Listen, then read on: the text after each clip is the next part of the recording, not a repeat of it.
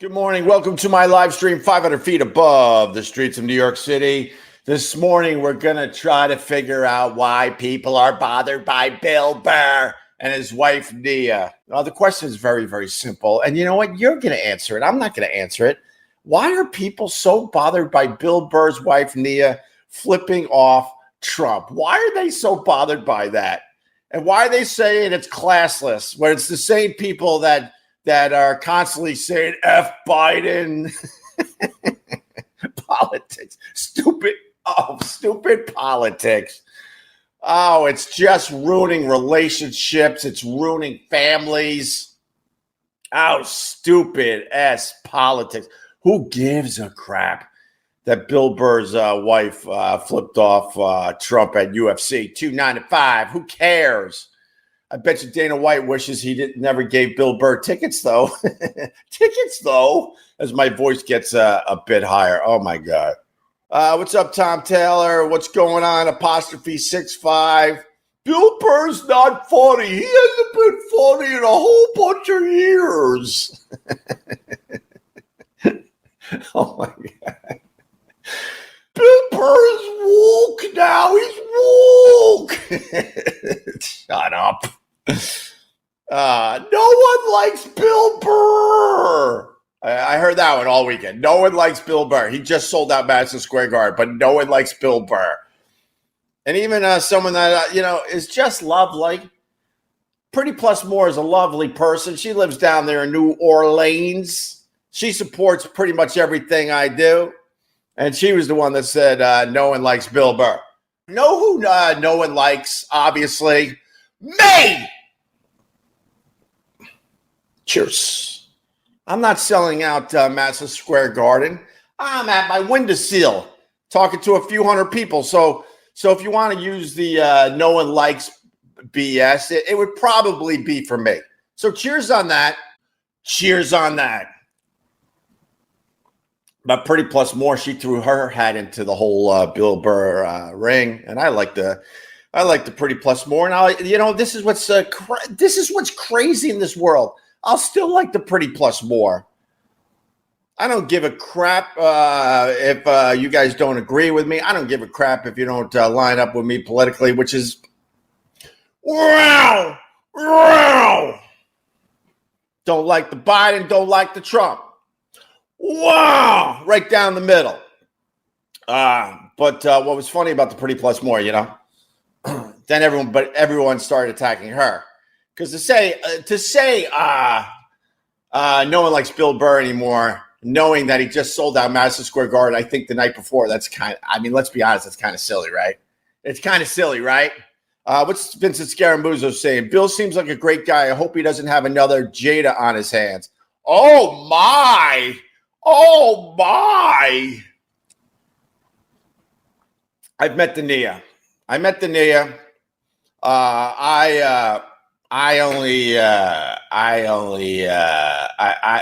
all I'll say, what I'm trying to say is she's a lovely person.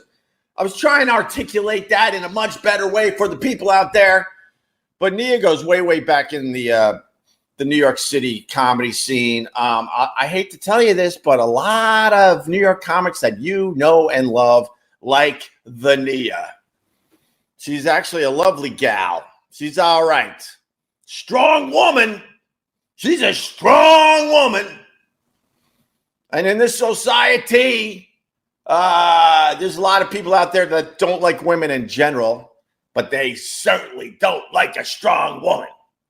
Hey, Bill, you got to keep your woman down. Keep her under control. I heard that a lot, too. But the Pretty Plus More with the no one likes Bill Burr, knowing that he just sold out Madison Square Garden. And then everyone was attacking her. And then the best part about it was that then she said, next you're going to tell me Friends is funny, the TV show Friends. And then I retweeted that and I just wrote, welcome back. Jesus. Why, though? This is the question today. Why are people so bothered by what Bill Burr's wife did? Who gives a crap? It's a stupid politician. We should be flipping the bird at every politician out there. That's my 2 cents. I can't wait to hear his 2 cents in the morning. That's my 2 cents. Every single one of us should be flipping the bird at every single politician. Every single one of them. What's Craig saying? Hi, Craig. Good morning, Ope. Would you consider doing an O&A movie, but with Adam Sandler playing Anthony? That's kind of funny. That's kind of funny. It's not like Trump's a good person. Trump takes sledgehammers to everybody. I think Trump can handle it. If Trump can handle it, then maybe you should be able to handle it. Oh, I know this is not not a popular opinion. I understand that. I understand if I just took my tongue and just started lopping. Or is it lapping? I think it's lopping. Lopping Trump's you-know-what. I would get way more people, but I can't do that. I can't. I can't. Because unlike a bunch of you, I'm not dishonest. I'm going to tell you how it is. Boy, I'm going to tell you how it is. The dishonesty of people with the Bill Burr thing is just ridiculous. Hey, Hope, have you watched Bill Burr's movie yet? I did. I liked it.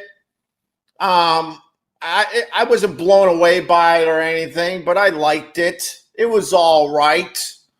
What is it called? Something Dads or something like that on the Netflix. I saw it. It definitely held my attention. It definitely had some good scenes, some funny scenes. I wouldn't put it up there with the great comedies of all time or anything like that, but it definitely kept our interest, and we liked it.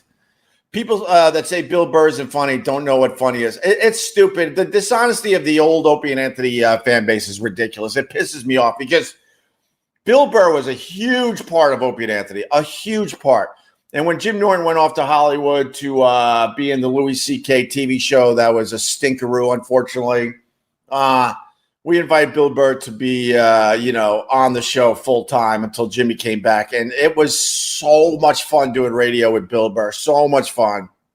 And the one thing, Opie could play mustard. Thank you, brother. I appreciate that. The one thing about Bill Burr, and this is where the dishonesty comes from, like Bill, from the beginning on Opie and Anthony, just beat the crap out of everything. Everybody, everything. Went after the establishment. That's why I like Bill Burr. And the event that put him on the map was him down there in Philly, ripping apart every institution that Philly holds close and dear to their hearts. And people forget that. That's who Bill Burr is and his comedy.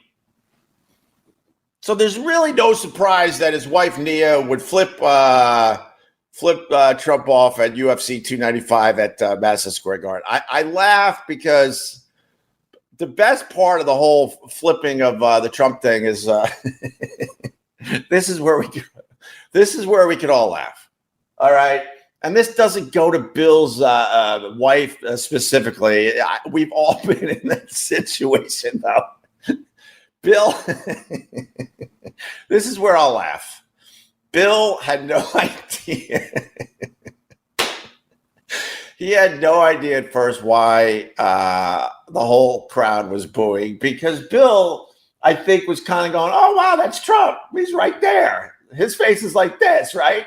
And Nia's behind Bill, giving the double salute. And Bill's like, why is everyone booing? He can't figure it out because he didn't see her do it officially. Everyone's booing. And then he probably looked up at the big Jumbotron and went, nah. Hell nah. That's what I find funny about the whole thing, that Bill had no idea at first that his wife was right behind him giving Trump the double birds. That makes me laugh. And, you got to find the humor in all this. And then he's probably, what did you do? What did you do? And my point is, it doesn't matter if it's Nia or somebody you went out with, or certainly someone I went out with in the past. These women, I was going to say broads, but that's, let's say it. These broads, sometimes they'll get you in a situation, right? Cheers. Cheers on that. Cheers on that. Sometimes a woman will get you in a situation. I was once, in a car with a gal. What's up, John Courts? $4.99. I made $4.99. Good morning, Open Squad. Fivers and likes. That's right, fivers and likes. Thank you. Thank you.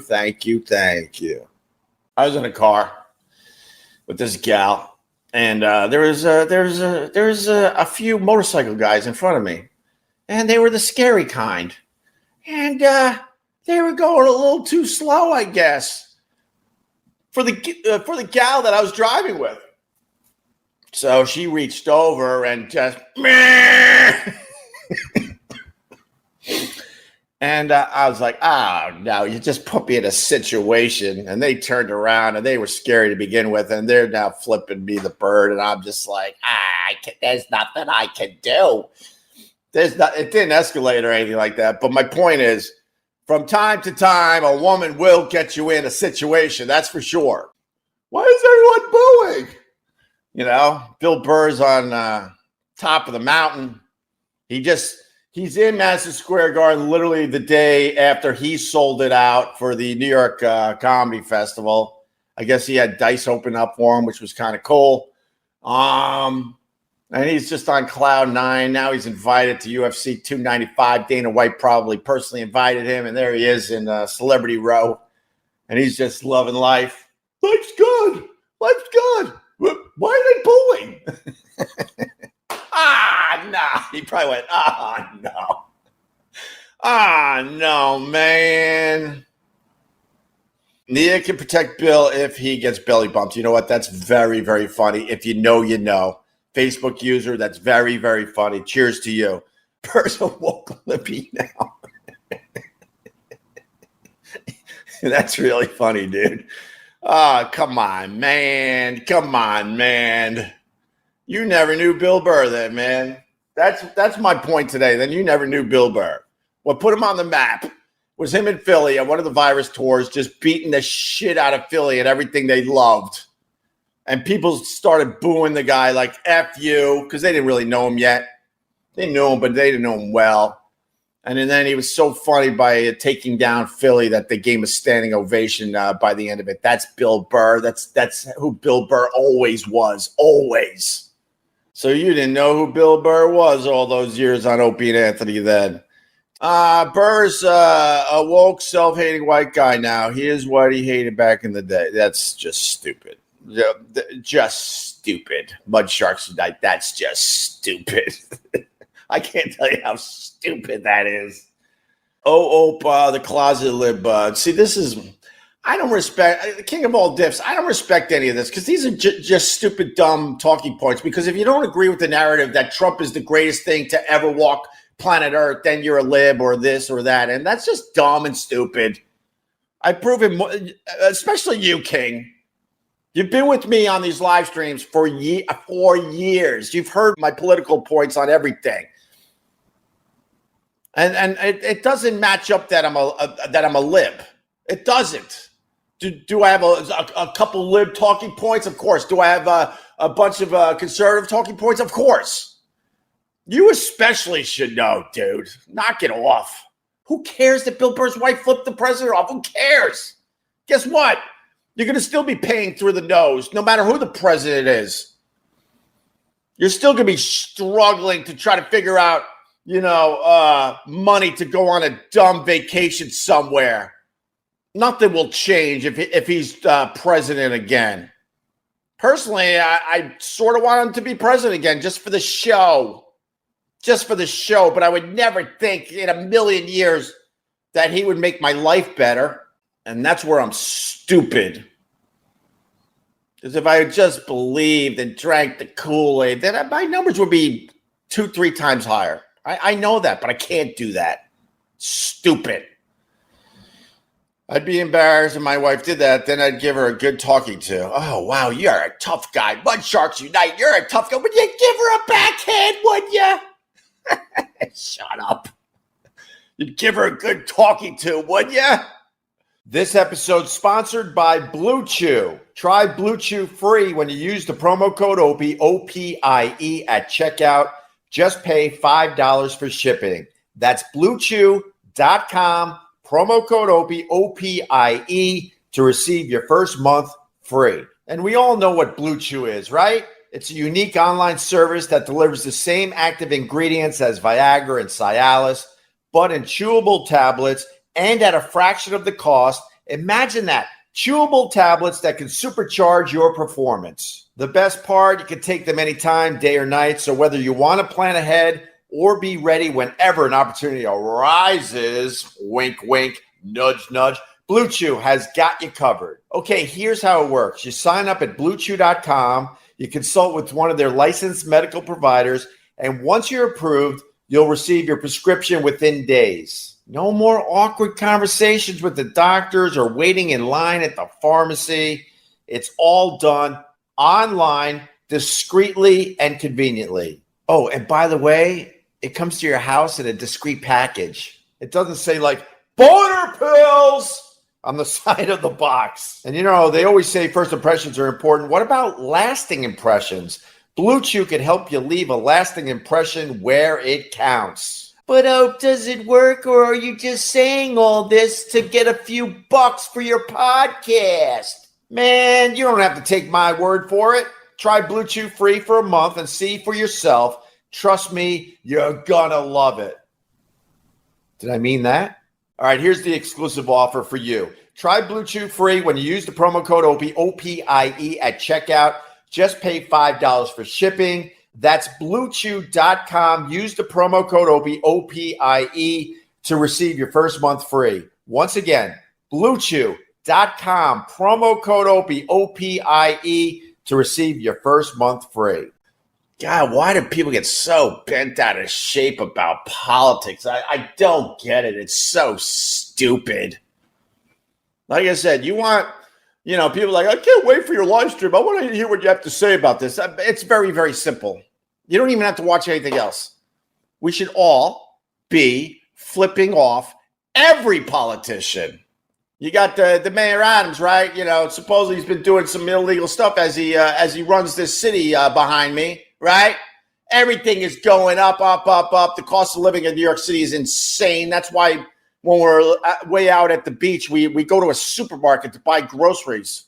I brought about 5 or 6 bags of groceries home to New York City, right? It was a little over $200. One bag of groceries at this stupid supermarket that's very close to here will cost you over $100 per bag of groceries. They don't have shopping carts because they know no one's going to fill up a shopping cart in New York City.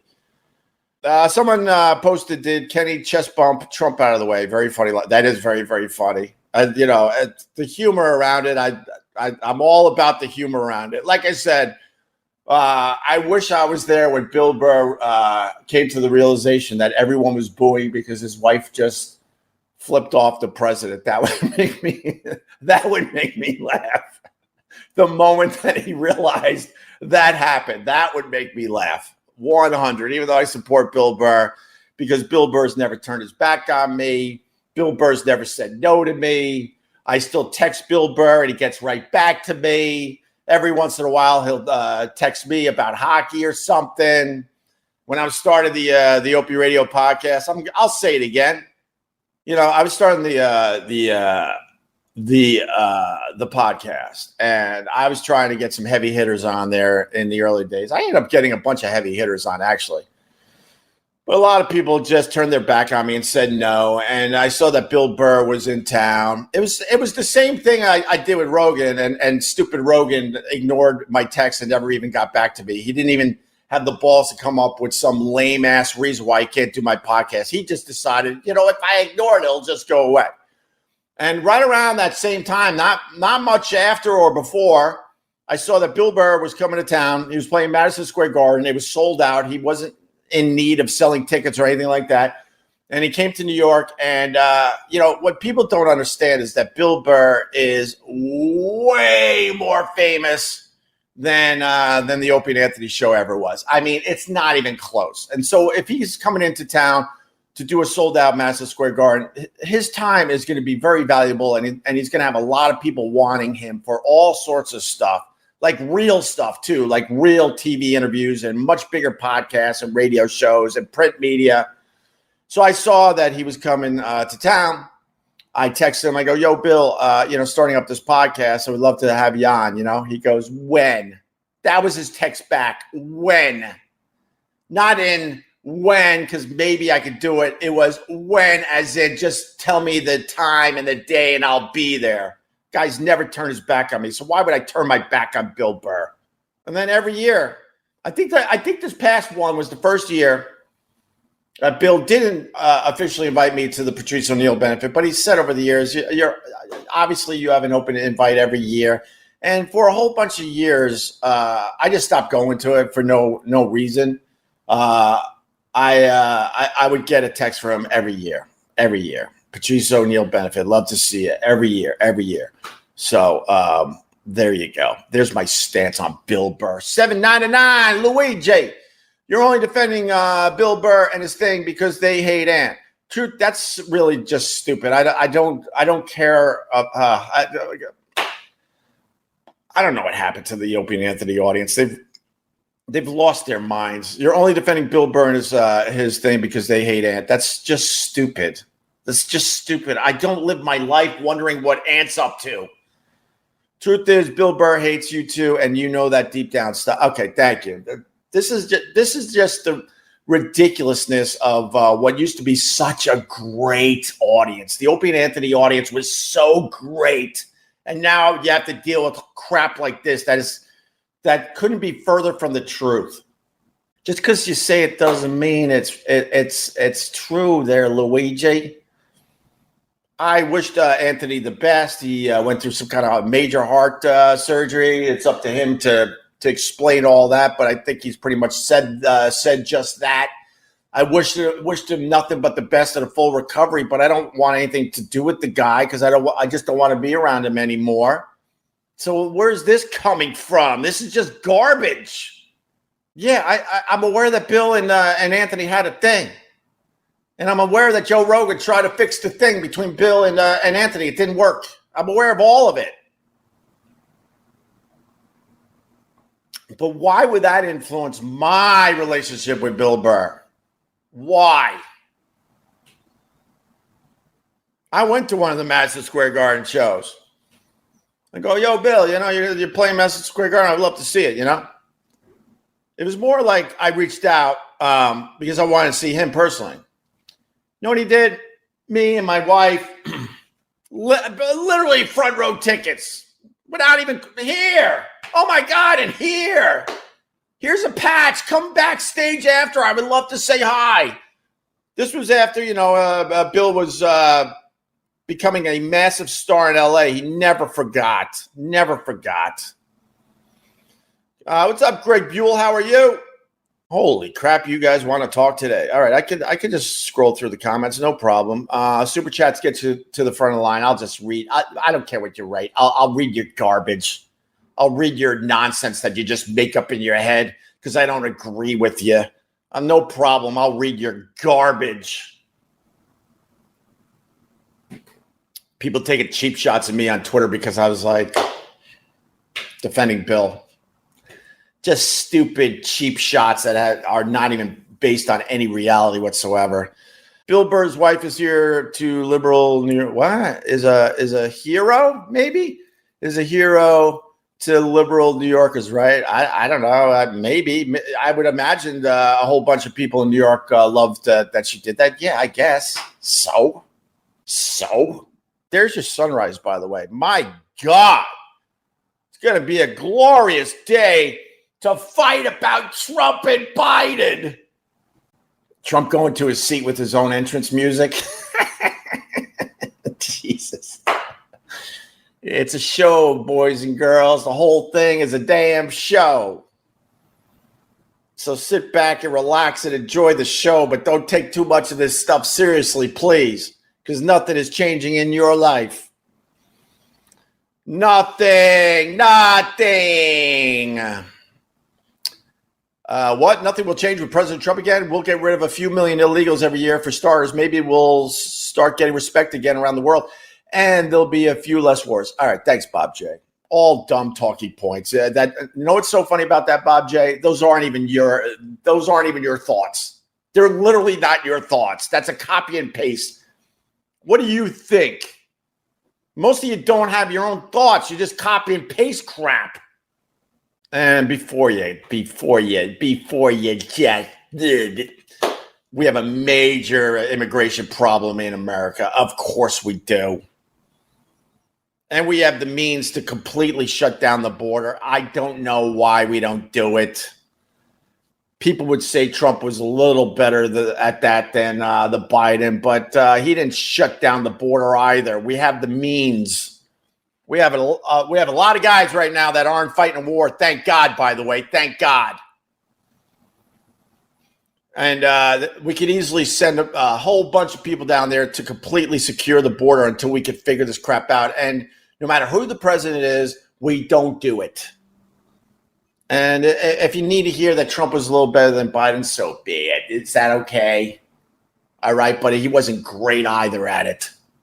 Teddy, Trump had the greatest economy, stopped, and didn't start any illegal wars, highest employment, but he was mean on Twitter, so he was a bad. Okay, thanks, Teddy.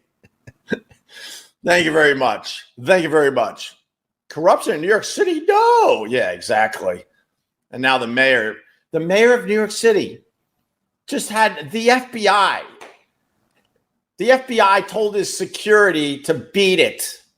You have no jurisdiction here. And they marched into the, I think it was, an SUV, and they confiscated the mayor of New York's cell phones. Big corruption scandal that's unfolding. And we haven't heard a peep from him since, by the way. Oh, well, he can't really communicate. He doesn't have a phone right now. The mayor of New York City doesn't have a cell phone right now. Oh, my God. He's old school. He's got a beeper. The mayor of New York City now has a beeper, and he's looking for the last phone booth that's still in operation here in New York, so he could, so he could call some people. That's what's going on with the mayor of New York City right now. I would flip all of them off. I just walk down the street, just flipping everybody off. I know the likes are going to be down a little bit because I know that because I'm not following the narrative. I'm not following the narrative that I need to now hate Bill Burr because of his wife flipping off the president. So I know my likes are going to be low today. I'm not stupid. It's free to be like this, though. It's free to just speak your mind and not worry about like the ramifications. I love it. I love that I could do this.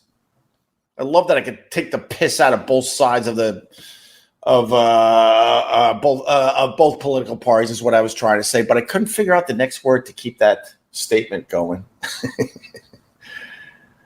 Put up the time Burr was on the Opie podcast. That would be great. I just talked about it on my Twitter, Opie Radio, actually, because someone tweeted a video from his appearance on the early days of my podcast, and he was talking about getting a colonoscopy. It was really a lot of fun. Me, him, and Carl Ruiz. And the one thing I maybe I said this over the years, I don't know, but so it was really good to see Bill. He does my podcast, and then we take a couple pictures, and then we're talking after the mics were off, just catching up. He was asking about my family and stuff. I was asking about his kids and his wife, Nia, if you want to know the truth. And then he pulls me aside. He's like, dude. I'm like, huh? And he walks me, away from Carl and he goes, that guy is really fucking funny. I'm like, I know, man. We're having so much fun doing this damn thing. And then he's like, all right, it was great to see you. Keep in touch, which he has. And then he took off to play drums in an empty Madison Square Garden again and then do a sold-out show. The guy's just killing it. I'm very happy for his success. Ope, I love you, but you have the political opinions of a high school student. Well, thank you, King of all diffs. I greatly appreciate it. You know what that means? I'm not spending my time on this garbage. I've never liked one of these stupid presidents. Not one. Not one. I like when they F up because then it makes it at least entertaining, I like that. I liked when, the Bush kid was like dodging shoes in the Middle East. He was getting into it. Because one guy threw a shoe, which is a sign of major disrespect, and the shoe just missed him. He went like this, and then he went like this, and he got all excited because he wanted to play. I love stuff like that. I love when his old man almost choked in Japan. That was fun. Of course, the Clinton stuff goes without saying, just amazing. Trump, of course, was the greatest at that as far as the show goes. I would openly laugh on my couch watching Trump and his shenanigans. I was never bothered by Trump, if you want to know the truth. I would just openly laugh at the show. It's just a show. I love Biden falling off his stupid bike and tripping up the stairs. Love all of it. But when it comes to thinking that one of these guys is going to make my life significantly better, hell no. Hell no. Yeah, Bush the father threw up in Japan on their prime minister. Yeah, you know, Gerald Ford was a slippery mess. He was always falling down. The Kennedy thing was a real hoot.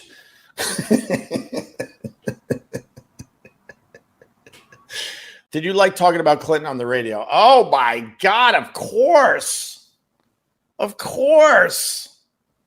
I'll be honest, it kills me that I'm not doing a radio show during the Biden thing, because that would be a lot of fun. Like the last year of radio I did, and it's on my podcast feed, Opie Radio. It's called Best in Last Year, because I truly feel like it was one of the best years of radio that I ever did, if you consider everything. I was just having so much fun again. Unfortunately, like, you know, I barely made it into the Trump presidency, and then, you know, then I was shown the old door. But of course, oh my God, we had, you know, in that short period of time, we had a lot of fun with the Trump. I would have had a lot of fun with the Biden. I had a lot of fun with the Clinton. The Bush, we didn't have a lot of fun with because that crap got real. That crap got real. Because I was thinking, like, why didn't we have a lot of fun with the Bush kid? But the fact is, 9/11 happened early in his presidency, and then everything got really real. So it was a lot harder to make fun of, you know, the Bush kid. Obama, we had a lot of fun with the Obama back in the day, the Obama phone and all that stuff, if you remember correctly. So I've been consistent. I always thought it was our job, especially when we had the high-profile radio show, to just take the piss out of everything. Everything. But, man, I don't know. I'll say this. We could, like, you know, we could calm her down a little bit and have a little discussion. Anthony's become Trump like Opie has become Biden, LOL. That's stupid. I don't like Biden. Does Anthony like Trump? I literally have no idea. I know politically he lines up with, like, Trump, but I have no idea if he actually likes the guy. And I do hope for – the one thing I would hope for, if you got me talking about it, I hope that – if Anthony likes Trump, whatever. But I really, truly hope that he like makes fun of Trump when he does something wacky, because we were great at that, no matter who the president was. But here's your open discussion today. So, you know, we would go on the radio and beat the crap out of Obama. We made fun of Trump when he used to call the show. If you want to know the truth. We definitely had a lot of fun with Clinton. Not so much, like I said, with the Bush kid because 9/11. And I really thought it was our jobs back in the day to just take the piss out of everything, the establishment, society, all the ridiculousness that happens around us. And it really worked for the Opie and Anthony show because, like, I'm really bothered, like, to see the old audience just turning on Bill Burr and turning on all sorts, turning on me, whatever, and turning on a whole bunch of people that were associated with Opie and Anthony. It's a real bummer, but I think it's time to realize that sadly the world has changed, because back in the day, our audience accepted us beating the crap out of everybody as long as we hopefully made it funny. People would accept that. All right, I like this guy. Let's say Obama. Believe it or not, there was a bunch of people in the Opie and Anthony universe that liked Obama, and they didn't mind that we were making fun of Obama. But I think it's really time to accept, sadly, that the world has changed to the point you can't make fun like you used to. People take it way too seriously for whatever reason. I think we can agree that as far as the radio show goes, if the Opie and Anthony show was still going with Trump as the president, we would have had a good time with that shit. I hope. But nowadays, man, you can't make fun of Trump. Even if it's the funniest thing ever, people will spin and go, that's not funny. And because you're saying that, you're a lib and you're this and you're that. We just simply can't do it anymore. People are picking sides in the political arena. And look, there's a whole bunch of comedians that are feeling this, and I've talked to a bunch of them and they're like, yeah, I just don't do Trump material. They can't take it. I'm like, what do you mean they can't? They literally can't take it. They'll start yelling and screaming and literally will stop my show. And that wasn't the case you might have to put close to 8 years on it. Like 8 years ago, that wasn't the case. That wasn't the case. People were able to laugh at their guy, especially if it was funny. And then as soon as they left the comedy club or sold out Madison Square Garden, then they'd go back to, fighting the politics. But for that hour and a half, they were able to laugh about it, especially if it was funny. And that's just not the case anymore, sadly. Yeah, it looks like you guys are good. You know what? Ted Palawada is calling it. So, if Ted Palawada is calling it, then we call it. Boo, boo, boo, boo, boo, boo, boo. Opie Radio. Boo, boo, boo, boo, boo, boo, boo.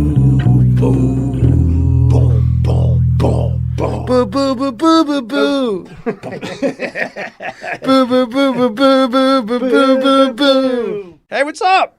Bill Burr, come on in, man.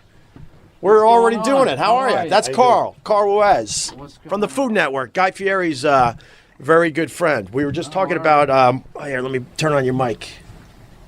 There you go. I get one of those, man. Look at that little mixer. What? How do you do your podcast? I have like I got the Guitar Center big stupid mixer. Right off I've just why you guys not supposed to advertise with them or something? Oh, it's just funny. I don't give a fuck. Oh, I mean, we're just starting this podcast thing, so I don't have all the advertisers like you do. It's called a Zoom. This is the way to go, because then when you're on the road, this is it so light? fucking easy. Yes. I mean, shit, I'm stupid. No, we got everything hooked up to it, but and the quality of this thing is kick ass. You could just hold it like this. I think I've taken a picture of that thing like 19 times. Like everybody has it. I never use it. We so that's Carl. He's Guy Fieri's friend, and he's a Food Network star, and I do the podcast with him a lot. We have all right. We have a really, really good time. So, and he was just discussing avocado toast as we were waiting for you. Okay. We were already running out of things to talk about because we got to avocado toast. So I'm doing a Food Network I don't shoot. understand what the fascination is. It's like literally you just listed the ingredients. Right. Well, this is going to send you to level 100 in 1 second. So I'm doing a Food Network show, and the chef comes up to me. She's like big in California, and she says, you know what I'm known for? I said, who the fuck opens a conversation like that? Right. She goes, I invented avocado toast. Dead fucking serious. Well, I said, it you kind of can't didn't exist. The last time I No. saw you, I don't think it existed. No, that's People, because it's so simple, Like the people last used it. fucking year and a half, all of a sudden, like that became like the biggest fucking thing ever. So now everybody's trying to put their twist on it. Oh, it makes it even worse. But this person's trying to claim they invented it, and Carl's like, you can't invent. You can't. That's like saying you avocado invented putting toast. butter and sugar on toast. It doesn't. Yeah. You can't invent that. It's an assembly. Exactly. It's not a recipe. So Well, who did think of putting avocado on? That's weird.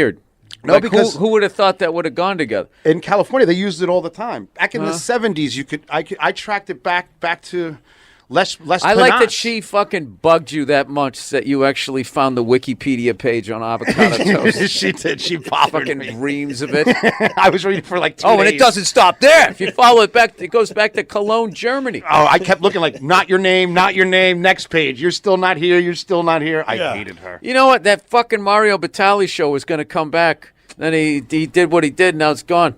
He was one of my favorite. You know something? yeah, Like dude. I missed the that show because he just was cooking. Yeah. And somewhere along the line, the Food Network kind of went into this whole thing where it was like they just brought all this anxiety to it. Yeah. Like, you got to make pancakes. You got a straw and a fucking some cornflakes. I'm the And, champion Like, of how the that. fuck am I going to do this? It's just like cooking's supposed to be this relaxing, wonderful thing that you do for yourself or somebody else. And they just made it this fucking stressful. Them and the Weather Channel. They went fucking they just got into all this. Everybody's yelling because there's so many channels. I should talk with my fucking act, but it's just like, I used to watch. I used to just chill out. Well, When I had nothing going on in my career, I would watch Molto Mario. Yeah. And then I used to watch What's Her Face before she got huge. She like took over the whole world. Has her Rachel? own, Rachel Ray. Yeah. I remember I was with this woman at the time going, I don't know, there's something about her. She goes, she's just nothing. They put a little couple of highlights in her hair, and that was it. Yeah. She used to work on the Upper East Side. She was a cheese taster. She would let people chase cheese with the little toothpicks. That's Rachel how she started. Ray? Yeah. That's how she started. That's how she She started. invented it. Yeah, She right. invented She it. invented it. Yeah. She was the first person. Everybody used to have them in their hand, and it was gross. She was the one that was like, put the toothpick in it. And it was like, oh, my God, this is so sanitary. She invented the toothpick. Yeah, She was a cheese. She was a visionary. She's a Steve Jobs of fucking cheese samples. But going back to the Weather Channel, we're getting close to losing one, man. When they go out there in the storms like that, and they put that's what themselves they in gotta have. positions, and then they have to say, "Don't do this," or "You shouldn't be outside." But we had a 2x4 flying by on the last storm. You see that viral No, video? I didn't see that. Missed the big rock star over there at the Weather Channel. I forgot his name. Well, I think as climate change, or whatever the fuck you're supposed to call it now, continues, the storms are going to get more and more severe. Yeah. And there'll be more and more channels covering it, which will make them, can we get these people closer to what's going on? Right? They'll sign a waiver, and they'll do some sort of sad thing. That's going to be the funniest montage ever. Because it's going to be the person. It's like if you got eaten by an alligator, all the montage of your life is you fucking with alligators. Like that guy, that guy, Steve Irwin. Yeah, Steve Irwin. It's Right. like his whole fucking video montage was him fucking with animals, like bringing them all to the level of stress that guy brought to animals, all into the fight or flight. They're looking at them like, is this guy going to eat me? Yeah, exactly. But because it's a snake and shit, people think the snake doesn't have feelings. Well, it's a reptile. It probably does. I liked where you were going with it. So. It was making sense. Who is that on the wall there? See, no one can figure it out. You want to take a guess? This is an ongoing thing on when we podcast. Is that you? Hasn't gotten that bad yet. That's David Lee Roth, believe it or not.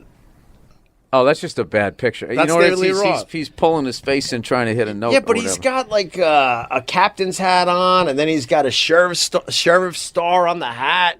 He's a mess in that As picture. opposed to what? Dude, that guy has had some of the best on stage. I remember one time me and DeRosa when he was living back here in New York. We went. He goes, dude, look at this video, and it was David Lee Roth. He had on a pair of like these skin tight, like pink spandex. You remember those boots from the 70s, those ski boots that look like woolly mammoth Of hair? course, yeah. He had that over that. He had like ski goggles on and no shirt. Right. And was on like daytime TV with like Van Halen or something. And was doing this little like sort of dance jump move towards the camera, and he had the mic down by his dick, and it was just like this guy's just like. But it made sense, right? No, but he's one of the best front men of all fucking time. David Lee, you can't fuck with David Lee Roth. Dude, he does great radio over the years we've had him on, and I had him on the show with Doc Gooden. And Doc Gooden's telling some insane fucking drug story that would bring you to tears. And David Lee Roth's on the show, like, thinking it's the greatest thing ever, going, right, man. Rad. As Doc Gooden is spilling his guts out to us, having pretty much a nervous breakdown, telling us his drug story. And David Lee Roth is just not reading the room and thinks it's the most awesome story he's ever heard. Hey. 1-8 ball coming up. Oh, I love that guy. So how's it being back in New York there, Billy? Billy Burr? It's lonely. I'm not back here with my family, and then I go back to all the clubs, and everybody's like moved on. Right. So it's weird. Oh, is They're either not there or they're dead. That's basically all my Jesus. friends. Yeah, it sucks. That's one of the things they don't tell you about getting older. But, yeah, so that brought it down. You guys want to go back to avocado toast? So your crew's moving on? They're just in. Well, they're just like They just they've don't hang out like they used No, to. they've all become successful. They're like, there's each like level. There's people that move on or just say, fuck it, I'm not doing this anymore. Right. But like, there's only so long that you can stay in like the same like place, I think, before you kind of lose it. Yeah. You go solely insane. So I don't know. It's different. But I'll tell you this, all of these, I saw that Mark Norman last night. Oh my God, He's is that funny. guy funny? He's Holy really shit. fucking funny. No, man. it's been a while since I've seen a guy where it was like, like I was picturing him crushing on Letterman with those jokes. Yeah. And I was picturing Dave laughing, going like it's been a while since I've seen a guy that could, like, you're watching this set late night at a club, and it's like, this is killing late night at a comedy club, and this would also kill at late night talk show. I mean, that's how tight his jokes are. Like, it's been a while since I've seen like a joke writer like that. Man. He's well on his way too. He's doing more and more of that. And you're playing the Garden again, bro. Yep. I mean, is it fucked up to you? I know you've had an incredible success, obviously. No, it's weird. I got a good story for you. When I was back home, and I was doing the Boston Garden, right? I did 3 of these things. Jesus. I only did 3. I remember back in the day, like guys like Dane Cook, he had the same road schedule as like the Celtics, right? So I mainly do theater. So I did the Forum, and then I did the Boston Garden. So Boston Garden, that's where I'm from. So I got all kinds of friends and family padding the stats there. So there was fucking jam-packed. I was doing it in the round. And, there's that feeling when you're backstage going, this is like a fucking cartoon. This is ridiculous. This doesn't make sense. People up top going to feel like they got their money. Having basically a panic attack while Verzi was on Killing. Or Tony V, I forget who was on. And then my phone rings, and I see it's my wife. And I'm like, oh, this is why I married her. She's going to be like, I love you. You deserve this. Go out there, have a great, remember to have fun. And I picked the phone up, and she was crying hysterically. She was like, oh, my God, me. Right? And I was like, I thought there was something wrong with that kid. I'm like, what happened? What happened? What happened? She goes, no, nothing bad. I just saw A Star Is Born. It was so good. And I was literally sitting there like, I felt like I was in a sitcom. I was like, are you fucking serious? I go, do you understand what you just did to me? I go, honey, I got a show. And she's like, oh my God, are you about ready to go on stage? I was like, yes. And then she was like laughing through crying, which was so adorable. And she goes, I'm sorry, have a good time. You deserve it. I'm just like, and I just walked out on stage and told that story. And it got a big laugh, and I was on my way. So, that's a good start to that. I'm a fan of your podcast, obviously, and she's really good. Nia's really good with you. You don't put her on a lot, but when you do, it's well. Now that we have the kid and everything, it's not. I mean, somebody's got to watch the kid, so that kind of killed her coming on, and also just the ridiculous level of adjustment to your life. Like some I've been talking about on stage is how they don't tell you that when you have a kid. Like how much what that does to your relationship with your spouse, where it's like you guys go from this looking at each other to you just staring, fixated on the kid, and not even in a bad way, but if you guys don't check in with each other, you just start fucking drifting apart. And like we got to the point we were just like passing each other in the hall, like what's up, just like when you just see somebody late night on the street, you know what I mean? You just give them the obligatory hello. So we had to kind of like. Then it's like now we like go on like dates, but then we go on dates and like 10 minutes in we're showing pictures of our daughter. Hey, you see this one and blah blah blah, and we're like, this is normal, right? But you really have to make an effort to be like, hey, you still cool with me? I'm a few years ahead of you in that game. Yeah. It gets way better, but I could totally relate to that because your daughter's only not even 2. Not even 2. Right? Going to be. You're still. You guys are still in it. Like she doesn't move around a lot yet, right? No, she's walking. And, but she's staying in one room more or less.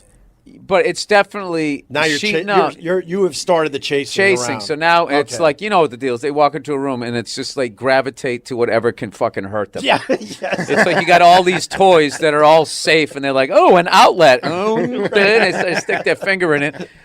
Yeah, you go in there, they're playing with the cord, and they got it around their neck, and it was like, I left a half a second ago. You know what I mean? Crazy. That's your whole job. Yeah, so make sure they safe. Yeah, so, it's just something that, like, me and my wife we used to be that couple, like, I loved it, because people would be like, man, you guys laugh all the time. Me and my wife, my girlfriend used to laugh. We used to inspire people, and then we kind of became...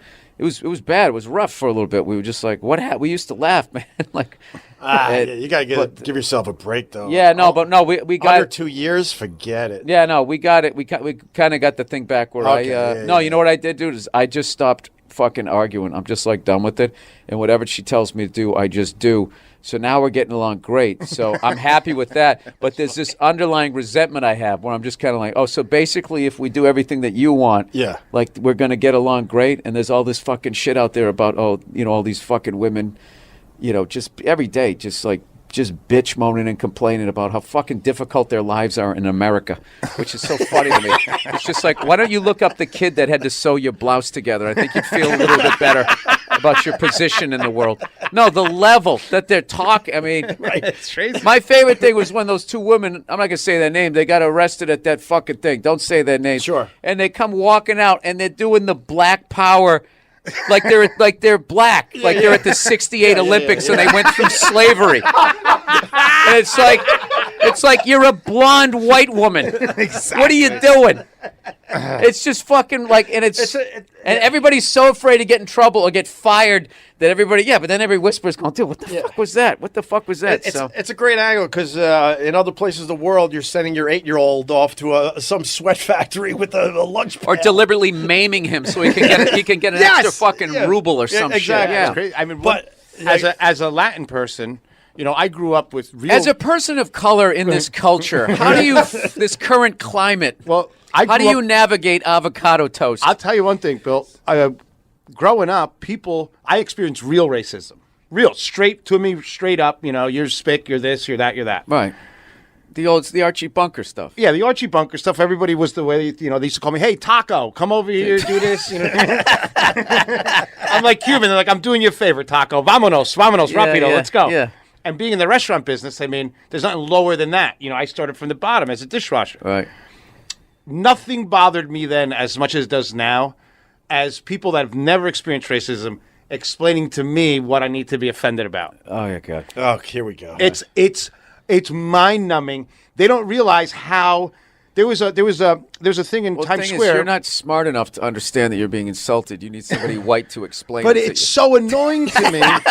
It's worse than you calling me being derogatory. It just feels like Listen, you're treating me like I'm an idiot. I took a sociology class. I understand your plight. Let me explain to you what I'm doing to you. Like everyone, I worked for this French chef who literally told me, he's like, well, you're Latin, God made you small because you're supposed to go in holes and dig ditches. Yeah. That's what your culture is. Right, you're a bred culture. We're not. We're a culture by choice. This is how he's talking to me, right? Was he wearing a beret? He was wearing a big toque. But let me I tell love you, this guy. Yeah, he was crazy. I mean, old 70s French chef, hated everybody. But I stuck it through, and that guy went up to bat for me when I went through all his bullshit, and he treated me better than any fucking Spanish guy would have ever in the world. He went up to bat. He got me an Sounds like an externship. officer and a gentleman. Yeah, he really helped me out. But now everybody I want to make souffle, sir. Bullshit. My it was grandmother like- wants to make Well, souffle. It's like that. It's exhausting, and I was talking about you before you got here about comedy in general and how you're more or less escaping the whole PC bullshit, mean spirited. No, not escaping it because there's nothing to escape. What they do is I've learned through All Things Comedy, started this podcast network, right. how few people you need to tweet at the same time to start trending. Right. So you're really seeing this is like they're misreading where this whole political correctness and shit. People are just trying not to get in trouble. They don't agree with it. So they're misreading like where people are the same way they misread this last election. I think today, I don't know, dude. I got if you're a Democrat, I got a bad feeling because all of these fucking people, like all of these celebrities that go out there trying to rally people, Right, to you vote. know, to vote blue. It's like Yeah. you're being broadcast where people in red can see it. It'd be like if you were fighting a war and you're going to do a surprise attack on Japan and they're watching you talking about it. Yeah, exactly. So, like, I don't understand how they don't think that a bunch of people, Right. dude, my fucking guy driving me over from the airport, he's like, I'm voting all fucking red. I'm voting all fucking red. right. And it's just like, I don't know how, like, all you do is somebody in the public eye telling people, you know, what to vote for. People are smart. They know who they're going to vote for. All you're doing is just catching the attention of some guy in a white van with two fucking seats who just wants to do something crazy. That's the only guy that you're changing him in that he's now going to go after you. Well, there's a couple of things. It's an insult to my intelligence when the celebrities are coming forward and saying, you got to vote. Basically what they're saying is, you got to vote Democrat. Right. You know That's they- what they're saying. Yeah, They're of trying to course act they like are. it's non. Yeah, of Somebody course asked me they to are. do Drives that. me nuts. It's like, yeah. Somebody right. asked me to do that, and then Yeah. I don't get involved. I'm not fucking going to sit there. Dude, I flunked everything in high school. Who the fuck am I to tell these people what to vote for? And they go, no, this is nonpartisan. It's like, have you looked at the Liars. people that you Yeah, have on yeah. this? This is not like, Yeah. if I stand anywhere near half of these people, look at their fucking Twitter feeds. Yeah. I'm not fucking sticking my head on that chopping block. I'm just insulted. I would rather them say, we all want you to vote Democrat instead of this, like, you need to vote because you're an American. Well, they did that last election. So now what Yeah. they're trying to be is like, it's really important to get out and vote. And it's just like, yeah, I understand that. What else? You know, oxygen is probably one of the more important gases in the atmosphere. And you want to make sure that you keep breathing. Oh, thank you. Fucking third lead on a sitcom. But we live in New York where your vote truly doesn't matter. It's so democratic that I know we're good. We're good in this state. How about in Jersey? I'm voting for a Cuban felon or a Republican billionaire. Just like, I don't care. It doesn't matter. No, but I was going to give you a compliment though because you're more or less skating it because your comedy's so damn honest. And I think, What it is, and I is think no, when, there's nothing malicious behind. Because people always go, you get away with this, and it's like getting away implies that I meant something malicious. I don't. I'm up there. I'm a fucking moron. I don't read, and I'm up there to make you laugh. Right. And like, and there's some people, you know, you drive across their front lawn, they get upset, even though you've been driving over everybody's fucking yards the whole time. There's just, you know, those they're fucking babies. yeah. And, you know, nowadays, you know, you need controversy to make something sell. So you can do a show in front of 1,000 people and 999 enjoy it. But if one person didn't, that becomes the story, the person who fucking did it. And it'd be like, I got a fucking partial standing ovation. One person walked out. If I was a fucking president, if that was my approval rating, I would be the most popular president ever. Like this is not Why do we focus on the one person? money. Yeah, but that's what I told Money, you. because then people stop because there's a million channels. People watch people yelling at each other. That's what the fuck happened at ESPN. Yeah. You had PTI. We had two people who were actually friends. Yeah. And they were like, they would get heated, Yeah. and they distilled that down to people like people yelling about sports. And ESPN went this horrible fucking period where they just would have, they would just skip Bayless. It'd be like, that guy would literally argue if you said you need air to breathe. He'd be like, oh, I'll tell you right now. He would just argue the other side. It's just like, I'm kind of happy he's not there anymore. I figured like after a while, he's like, guys, I can't fucking do this anymore. Yeah. Well, I saw a video about Skip Bayless, arguing with Skip. So they made little Oh, cuts. that's great. So it was literally great. on the same side. It was Skip Bayless on a different day saying the opposite thing. And he sat in his giant house watching that cackling Yeah, as it echoed. Of course. Exactly. I go through all the empty Yeah, rooms. the echoed. cathedral Yeah. ceiling. Because he got tired of furnituring the whole house. But the point I told you guys years ago when they did this to the radio guys, where it was always the minority that got the radio shows fired. It wasn't a massive majority. It was like, holy shit, we got to get rid of this certain show. It was always one fucking small group of people that had all the power, and I would yell to the executives like, "Will you ignore those idiots? They don't mean anything in the long run." And now Well, it that's feels the like it's corporate- starting to happen with comedy a little bit. Well, fortunately, we don't make money for a corporation. If we made money for a corporation, we would all be fucked. I mean, I Yeah. guess we do in a way with the promoters, but like corporations are like, if one nickel is going to roll out the door, like with the whole Colin Kaepernick thing with the NFL, at first they were supporting, trying to be progressive, and then all the racists who were watching it, who made it about, you know, fucking Iraq and Afghanistan, even though they kept saying this is about police brutality. They're like, my brother's fighting in Iraq. It's like, dude, nobody is saying your brother is in Iraq. You're not listening. You're arguing a different argument. Right. But those people stopped watching and blah, blah, blah. So they actually sided with ignorance and racism in a way but they were doing it for financial reasons. Yeah. So they're like, all right, let's squash these 5 or 6 people that are doing this, and these racist people will come back and buy, you know, fucking whatever, a Mitch. Right, but whatever side you're on, fucking it's whatever. money. Money's the lifeblood That's of a what it is. corporation. No, and all of these, that's another thing too, is that's why if you notice, like, you know, that there's a lot of comics say crazy shit, but you need a certain amount of followers before what you say becomes offensive, because they're not going to waste their time hitching their wagon to somebody that they're not going to get traction for. They'd much rather do it when you become like a name. Yeah. So the genius of my career is I've never been the guy, so I maintain I'm never in the stratosphere. I'm down, was it the troposphere or whatever the fuck it is, the one that we breathe. Like, I'm down here. So all of those people up there, and that's why I don't do those fucking politic things, standing there. Guy Fieri told me that one time. I got in trouble for answering a tweet. I was judging a competition on the Food Network, and that someone tweeted me, that was racist that the black person didn't win. Why did the white person win the cooking competition? I said, because the black person sucked.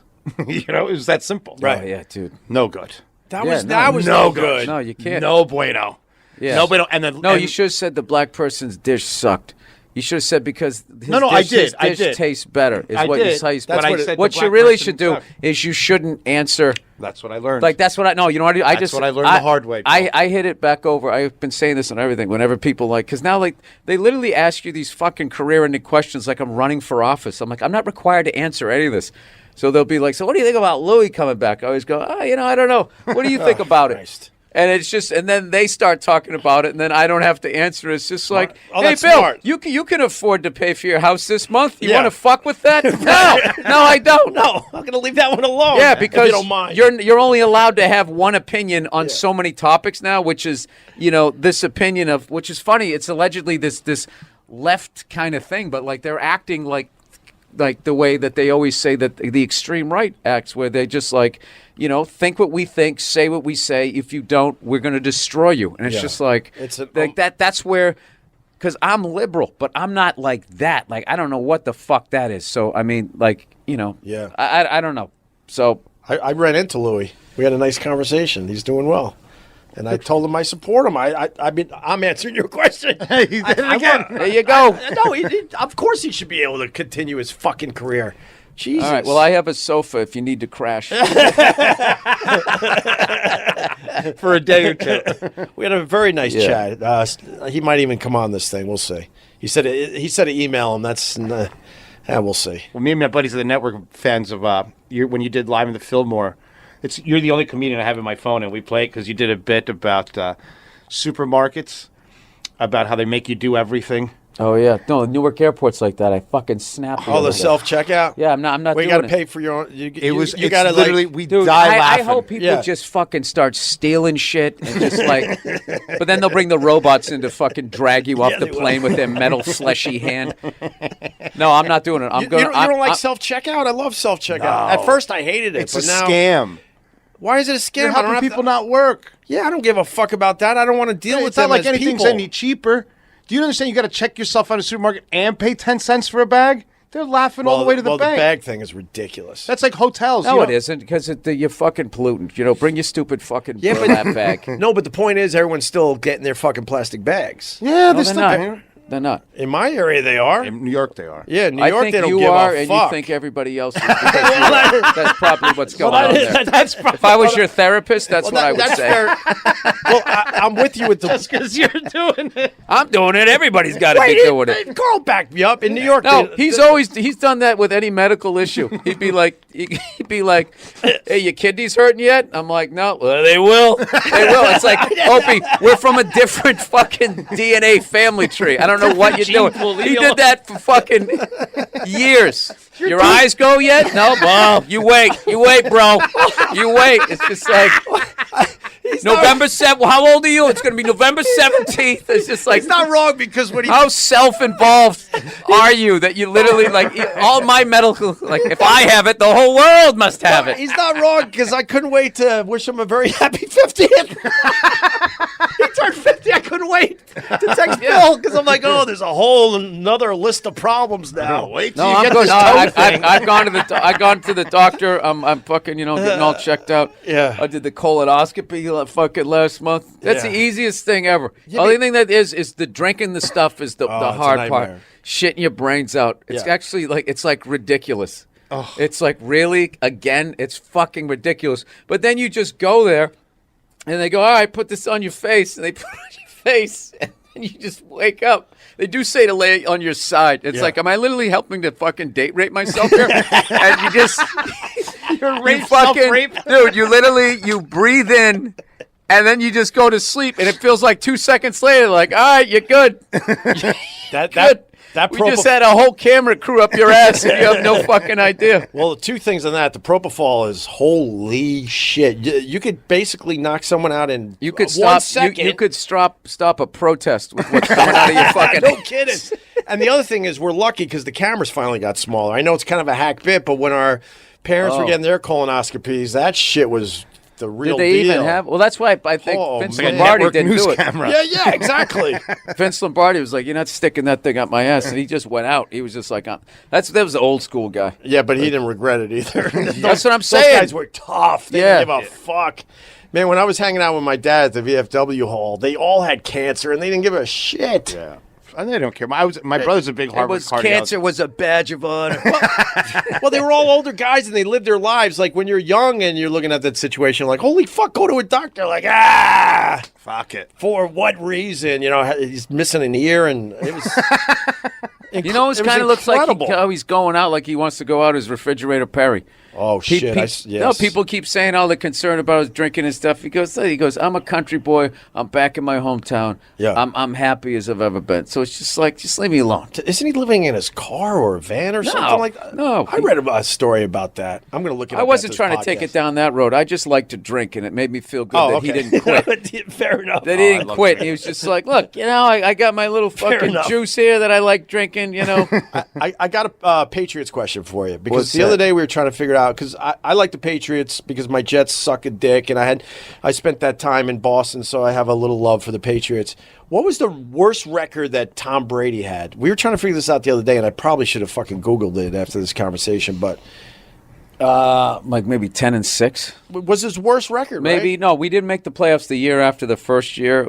We won it, so I would imagine that would probably be about 9-7. But he's been an animal for his entire fucking career. He's one of the with best. all Dude, the I went to the Packers game and I got to be on the sidelines and all of those guys shit. went. Dude, the level of shape that NFL players are in, like, dude, I'm telling you, like lightning.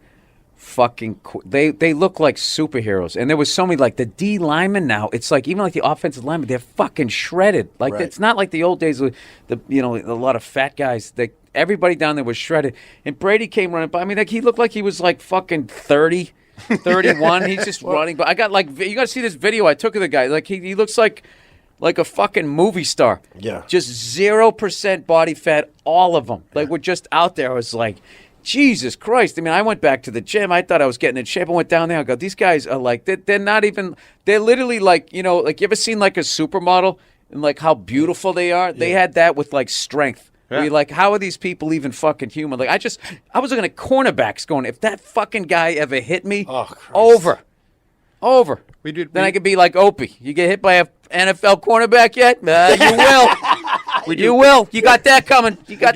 Bill has no idea. I've gone through some changes in my life. I'm not that guy anymore. We do a lot of events with the it's still NFL. funny. Wait, but I just wanted to finish with the Brady thing. Yeah. Now that he's 40, 41 years old, I root for 41. him. I root for him even more now, man, because that's just incredible that he's Hyper that condition. he's playing. It's not you're 41. It's No, I understand that, but he's playing at that level at 41 is pretty fucking incredible. yeah. Incredible. He's a big dude, man. Yeah. I mean, so we do a lot of Food Network events cross with the NFL, and Guy likes to just put me in fucked up situations. So we're in Miami in this big lobby in this hotel, and he goes to Steve Hutchinson. He's a giant fucking dude. He used to play for the Vikings.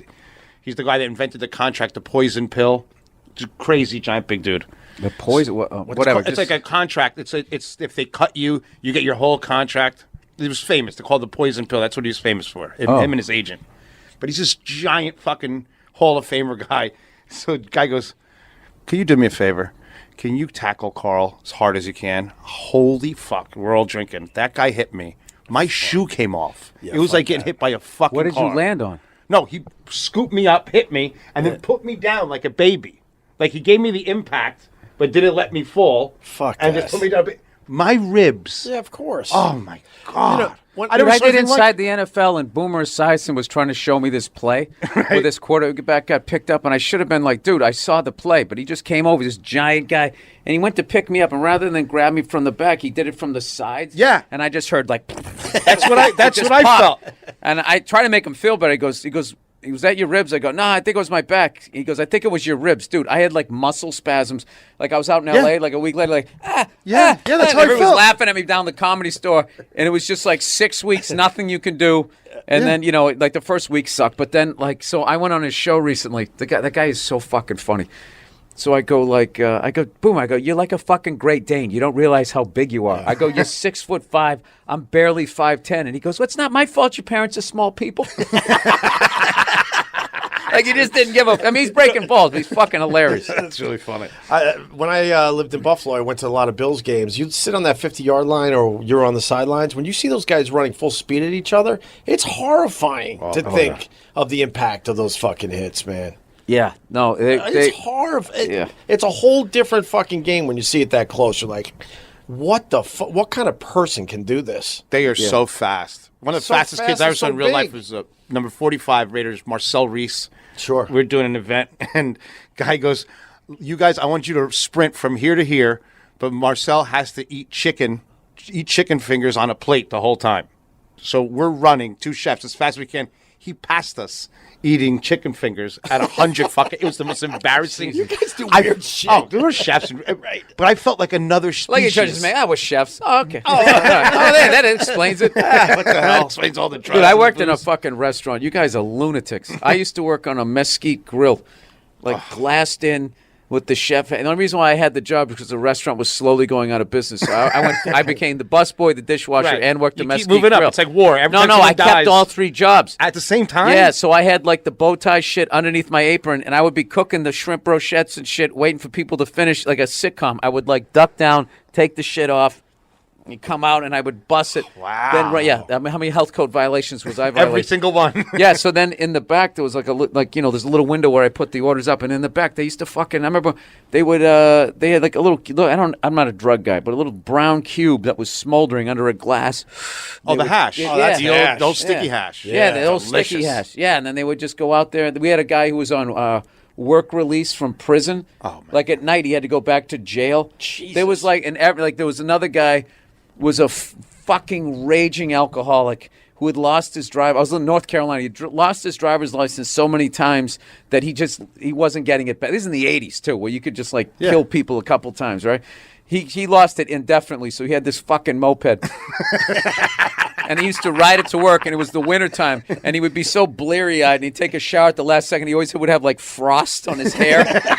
Like Grandpa Munster, right? Are you kidding No, I swear to God. So one time, I swear to God, so one time as a joke, dude, this fucking moped, and he lived in a trailer. I mean, this guy's this was bad. It was bad. So as a joke, because this moped was his fucking mode of transportation, we took his moped, and they had like this shed built into the hill where we had all the extra napkins and booze. So we wheeled it behind it up the hill and put it on the roof. And there was cars would come by, because it was a mall. And we put it up there, and just to watch him freak out. And dude, this guy almost started fucking crying. Came in, my moped's gone. Freaking out. We were just, and I'm sitting there like I wasn't in control of the prank. So I was kind of thinking in my head, tell him. So finally we tell him. He's like, you motherfuckers, God damn it. And we fucking walked him all the way around, and we get to the top of the fucking thing, and the moped was gone. Somebody had stolen it. No, but it had a happy ending. They ended up finding it. And I remember it was silver, and somebody tried to do a quick spray paint of it black, and it was all shitty. And I remember the next day him riding to work with his fucking frosted hair. And I was like, I am the worst human being on the fucking planet, because he wasn't even mad. I remember he saw it. He goes, this ain't that bad. They painted a little bit, but motor's still good. And I was just like, oh, man. Bill, when I was starting out, I worked at a restaurant in New York City. One of these big lines where you had the chef had the microphone. So on Saturdays, we would do a collection for cocaine. So we would send the busboy up to Washington Heights with a ton of money, and then he would bring it back. And before service, there was cutting boards, and we would put little ounce containers around the cutting board so they would be elevated, and have the pastry chefs make the lines perfect, and cut the milkshake straws, and it would be all ready. So Jesus the Christ, chef would what an operation. Yeah. So the chef would organize it. organized, right. And the chef was a Cuban guy, so he had a funny accent. So when the cocaine would get there and all the lines were ready, he would go on the microphone and he'd go, "The eagle has landed." All through the fucking kitchen. And then he'd be like, and then in the middle of doing everything, he would organize not only the steaks and that we were making, but he would organize who had to go next. Yeah. So he'd be like, okay, 2 medium rare, 1 short rib. Okay, pastry. Okay, let's go. And the whole pastry station, we'd lift up the cutting board. You'd get your straw. Boom, boom, boom. And then you put it back, and everybody would go back to their stations. It was that should be in a movie. It was real life. Would you guys be laughing or just like, no, this is normal? No, it was normal. And then we were so coked up that we would start making demands like terrorists. You know what I mean? Because the whole kitchen's coked up. So then we'd be like, chef, we want 3 pitchers of margaritas. So the chef would call into the channel manager and goes, hey, Papo, 4 pitcher margarita right now. Okay, vámonos. And he goes, we can't give you any more alcohol, chef. Oh, no problem. We start cooking. Everybody, take a break. And everybody would just stop cooking. And here come the pitchers of margaritas. And he would say, okay, let's go. 2 steak meat like that. All fucking night. You would hold them hostage. Did We you would you ever work at a joint where you could be paid in regular check or cocaine? No. But if you got paid, it went to cocaine anyway. It was the 90s. It was that's what fueled us. I was a bartender in Geneseo, and that's how they would ask you want to be paid white or green, and if you wanted white, you had to go out the back and up the stairs to I don't want to say his name, but whatever. The shit that we used to do. We used to cut and out. I was too poor. I had to always go green. I'm like, I wasn't an altar boy, but I needed green, not white. And the hazing that we used to do, like for you to be part of the squad, we would cut the inside of our pockets out. So when the new cook would come, we would hold the pot. Yeah. And we'd tell the new cook, go in my pocket and get the matches to light the pilot. So they would go into your pocket and grab your junk.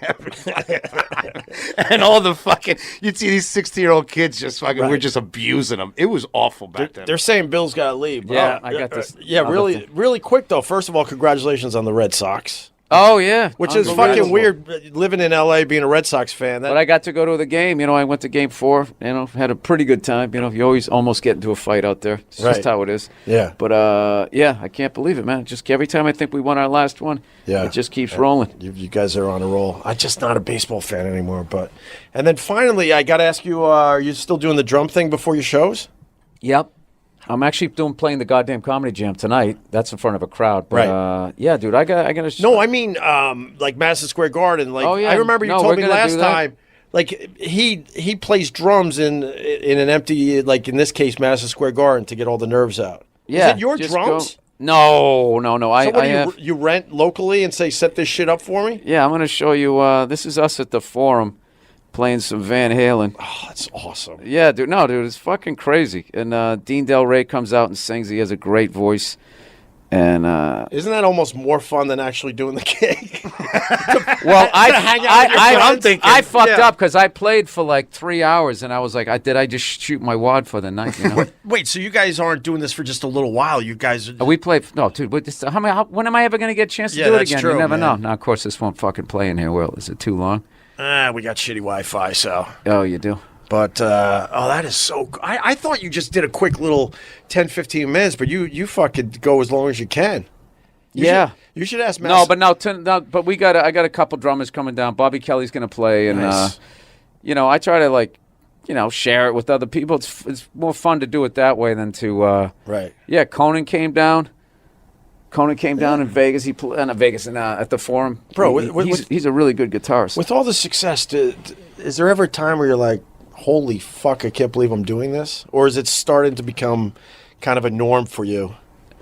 No. Are there moments where you're just like, still I don't take the ego trip of it, but I definitely, it's fucking amazing. But, there's all this, like, pressure and responsibility. Man, you can't just be like, hey, I'm doing the fucking Madison Square Garden. I've been out doing sets. I got to make sure it's worth the money. Yeah. People got a sitter. They're paying to park and, and all of this bullshit. So I enjoy it. I'm enjoying it while I'm doing it. But, like, afterwards, when I know I had a good show, that's the best feeling where you feel like, all right, because that's the thing. If you fuck them over, they're not coming back. That's awesome.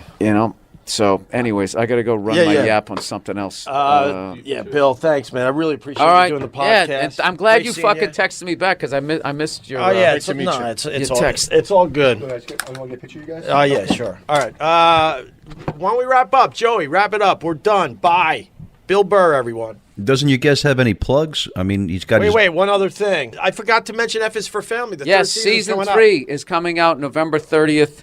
I think this is our strongest season. And this season, we have Vince Vaughn is on it. We have 2 Oscar winners on it now, Allison Janney and, Jesus Christ, Sam Rockwell. My brain is tired. Yeah. We got Laura Dern, Justin Long, Dave Koechner, all of these amazing, amazing people. And I learned that from Seinfeld a long time ago, where he was just like, I'm going to surround myself with the most talented people. Yeah. And they'll help me along as I figure out what the hell I'm doing. So thank you for letting me come on here and promote the show. Dude, those fucking stories, my God. Crazy. Are amazing. All right, yeah. F is for Family on Netflix. The 3rd season's coming in November 30th. Oh, it's right around November the corner. 30, Oh, yes. shit. Okay, cool. On Netflix. All right, Bill. Thanks, buddy. Okay, we'll Bill see Burr, everyone. Hey, this is Noah from Connecticut. I can't believe what Carl said about after you get divorced, you start like nesting with girls. Literally last week, I'm like, Noah, what the fuck is wrong with you? I'm 2 years divorced, still like dating all that shit. And I'm like so quick to just be like, you know, I go stays over. I'm like, just stay here. You know, I got to go to work. Just stay here. I've just never heard anyone else say it. And I'm like just coming out of it. Unbelievable. Great show. You guys are fucking amazing. Keep it up. I'm glad everyone's happy and healthy. Amen. Amen is right, Noah. Thank you. Hey, Opie, this is Jeff Hirsch from Duluth, Minnesota, calling on my Disney hint or cheat, I guess you could say. If you want to get pictures of the kids in Magic Kingdom without all the people traveling down the streets and all that crap that you have to look at in your pictures and see the goofy guy behind your kid taking the pictures, tell them you have a reservation before the park opens at Crystal Palace Character Breakfast in the morning, and you can get in before everybody else, before the masses get in. Only the people with reservations get in early. You can get to the different parts of the park early and get pictures without anybody else in them. That's my cheat for the day. I hope you guys have a great trip down there. Thank you, Jeff. By the way, Greg may be at Disney World next week, but we'll still have 2 Opie Radio episodes coming at you. Here's a bonus. Opie Radio. What the fuck? The Opie Radio Podcast. What the fuck is he talking about? I'm confused. No, I make fun. Oh my God, that was so much fun. Holy shit. My old friend Bill Burr just left. Hello. You're on, Carl. You fucking did well, my brother. I was intimidated by Bill Burr. Bill Burr's intimidating. He was. Absolutely. I got nervous like the first time I went and I talked to you. I felt the same way. Oh, really? Yeah. Over the years, me and Bill Burr, there was one time Bill admitted it finally on the show. He goes, the first time I saw you up, I looked in your eyes and went, I know that look.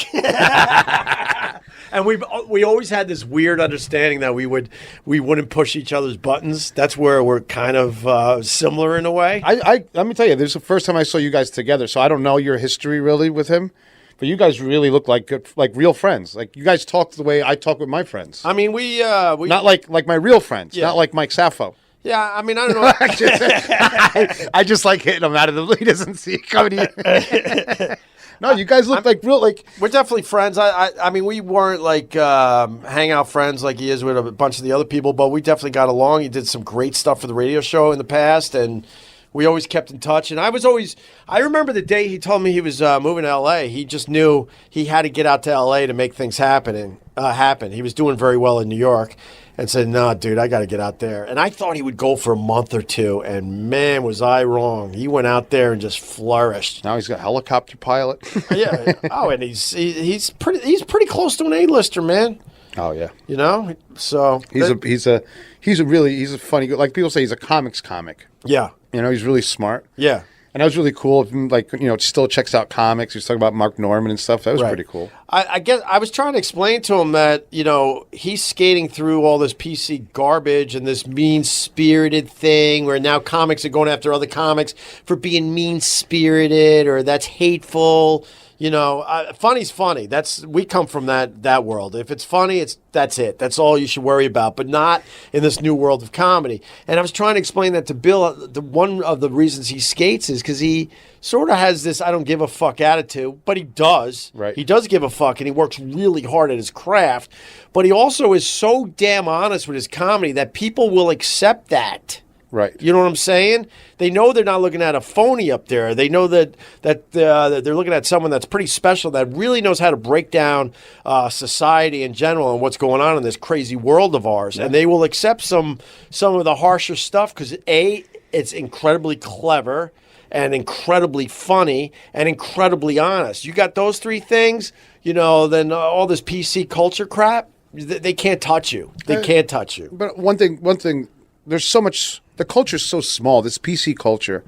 If you see the amount of people on Twitter that are actually outraged, and it's just ridiculous. Yeah. It's really ridiculous. Like, even when I deal with a troll, like once you go at them, a big fan or something, and I've met a couple of them. Yeah. And they're just nothing. You know what I mean? Like, they have these giant personas on social media, and then you meet them, you know what I mean? It's like... Yeah. Yeah, I mean, as soon as you realize you can't fight those people, like I said in an earlier podcast, it's like fighting with a ghost. It makes it way more okay. But there's certain things that trigger me, like there's that I have to say something. I have to. Yeah. Like when there's someone that doesn't know me or doesn't know Opie, and is like, he's gonna break your heart, like I'm like, what? Here's what blows my mind. I'm like, what? At what point? I'm on Twitter all day, right? So at no point do I read something from a celebrity or someone that I follow and decide to talk to them like I know them. Like it's like, I'm not like, David Hasselhoff, you should really cut down the drinking, man. Like, I love you. And, like, what are you doing? Like that, it just seems like there's something's off with you. I'm so frustrated by that misconception because it's just complete and utter fucking bullshit. I could show you my phone. I got 1 million fucking I have too many friends. I wish I didn't have half these fucking friends I have. I hear you. But those assholes from the past really, really set something forth and people just bought into it. Right. It's unfucking believable, man. I didn't get along with a few people from the old radio show, yes, but I also gotten along with a ton of fucking people. Oh, I get the same shit, man. I get the same. How am I going to break your heart? You're a grown man. I'm a grown man. I don't even have a heart. Right. You know what I mean?